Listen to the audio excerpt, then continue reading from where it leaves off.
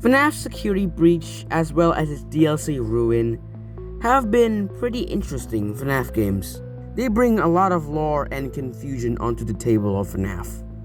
And these confusions include how Gregory got tied up into this mess. Well, I believe this one simple question can be answered with one simple character. Now, I present to you how everything connects together to our old friend, Cadet.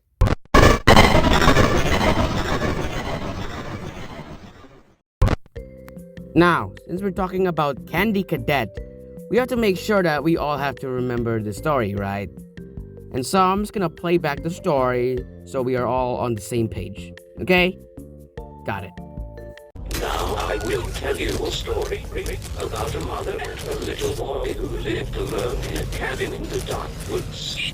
There was a monster in the woods, but the mother caught it and kept it locked in the basement.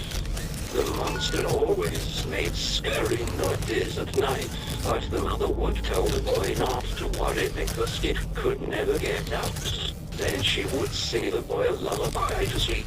One day, the monster stopped prowling and instead listened and learned the lullaby. The next day when mother went out to find food, the monster sang the lullaby from the basement. The little boy heard the lullaby and opened the door. Now that we are all on the same page, it's time to decompile some theories. The first theory on our chopping board is Raito's theory about what the story could mean. Now, I say his theory is probably not correct because of one reason. If you have watched Raito's video, you might already know this, but Raito talked about on how the story could be talking about Cassie's dad as well as Cassie, and how Cassie's dad somehow found a mimic and trapped it beneath the Pizzaplex. But I find this to be false, because in the story, the mimic used a lullaby to the child with the mother's voice. But in the story, the mother sang a lullaby to the boy, and the mimic copied that voice and then, lured the boy into the basement. But in Raito's theory, he forgot to add the thing about the lullaby. The mimic did not copy Cassie's dad's voice. The mimic copied Gregory's voice. And that won't really make sense.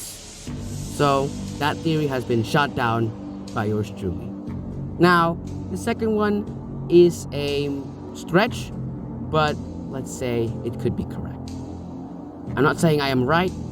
I am not saying that I am the best. I'm just saying this is my opinion. The second one is the most popular theory, that being Gregory and Vanessa. I believe this to be false because Gregory and Vanessa are no way related. That wouldn't really make sense. But there's also the problem with Gregory being the one that somehow lured the mimic into the closet room. In the story, it was the mother who did it, not the son. So this theory is undoubtedly wrong. Yay, I just shot down a popular opinion. I'm totally gonna get a lot of love for that. Since now I have shot down lots of theories and probably got a lot of cancellation by now, let's continue on to what my theory is.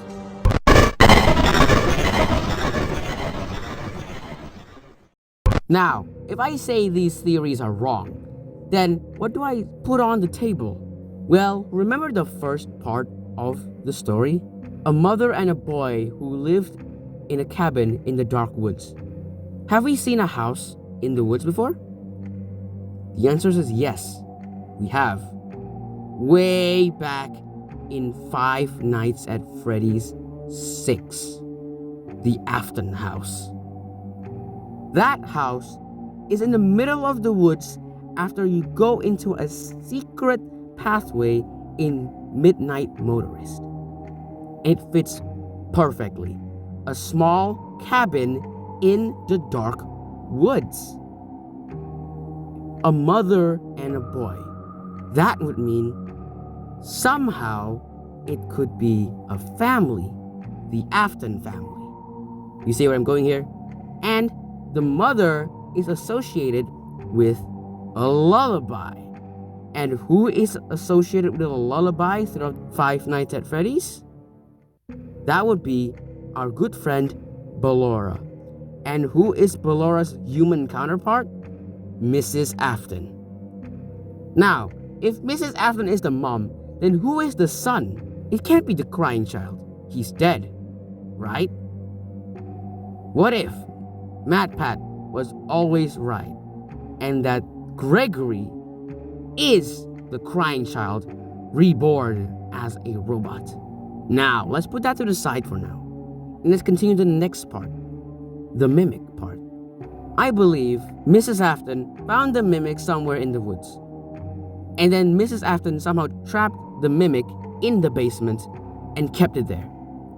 But it kept making loud noises. And so the lullaby.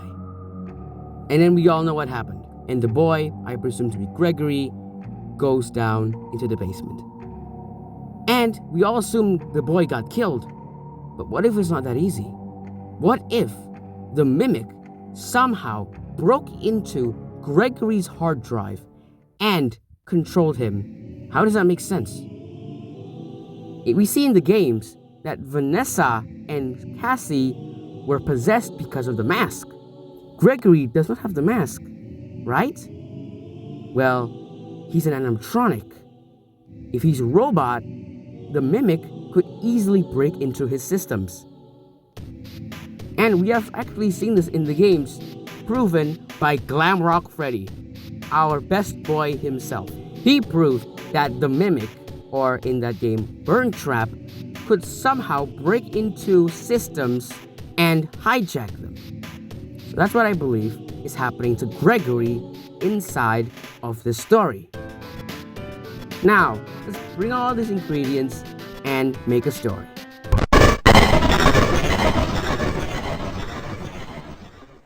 Mother and a boy, Mrs. Afton and Gregory, went into the old Afton house to somehow replenish Gregory's memory about his past, so he would become the perfect recreation of crying child. But when they were there, Mrs. Afton somehow found the mimic wandering around in the woods. Mrs. Afton captured the mimic and locked him in the basement. The mimic kept screaming, making loud noises at night, scaring Gregory. But Mrs. Afton was always a woman of lullabies, and so she sang Gregory a lullaby to sleep every night. But then the mimic, doing what he's done, mimics the lullaby and learns it. Until one day, when Mrs. Afton was out of the house, the mimic sang the lullaby from the basement, lured Gregory down there. And when was Gregory down there, the mimic hijacked his body and then made him GGY, or Mr. Rabbit.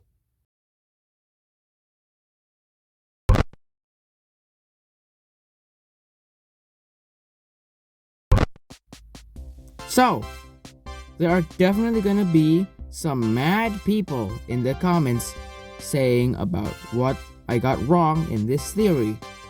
And I don't blame them. This is my first theory after all. And the theory that I don't find stupid in my head.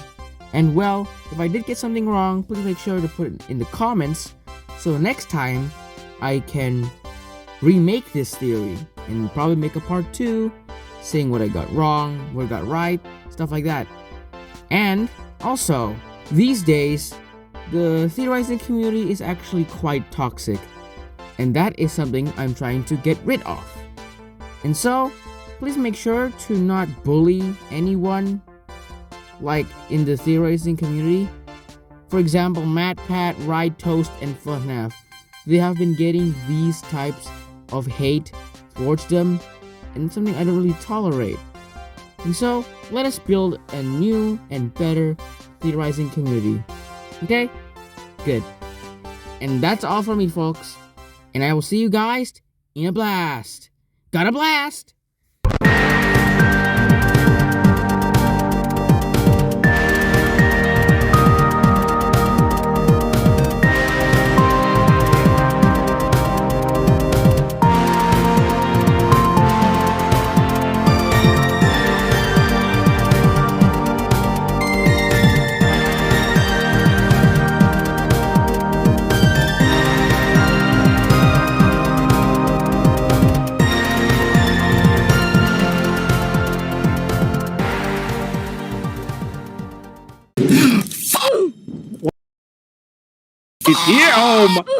Oh my gosh.